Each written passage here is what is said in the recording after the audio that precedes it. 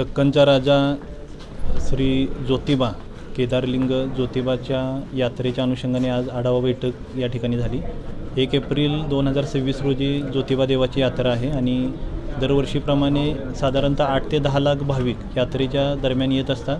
त्या अनुषंगाने सर्व विभाग, पोलीस विभाग, वाहतूक विभाग, देवस्थान समिती, MSCB असेल, अन्न औषध प्रशासन असेल, पंचायत विभाग असेल, सर्वांचा आढावा आणि त्यांचं नियोजनाचं सादरीकरण या बैठकीमध्ये झालं. त्यासोबतच महाराष्ट्र शासनाने जो नवीन आराखडा जो ज्योतिबा विकास आराखडा जो मंजूर केलेला आहे त्याबाबतची सुद्धा माहिती ग्रामस्थांना देण्यात आली.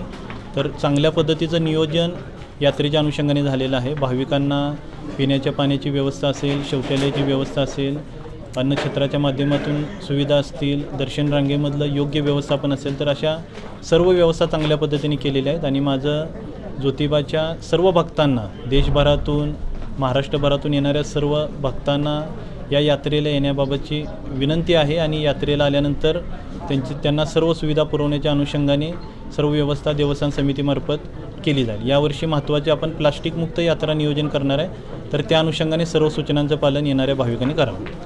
नववर्षाची पहाट, घराघरांत सजली आनंदाची गुढी आणि वारणाच्या शुद्धतेची साथ.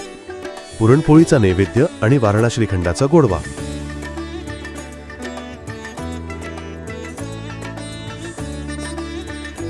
वारणासोबत साजरा करूया पाडव्याचा सण आणि आनंदाचा नवा प्रवास.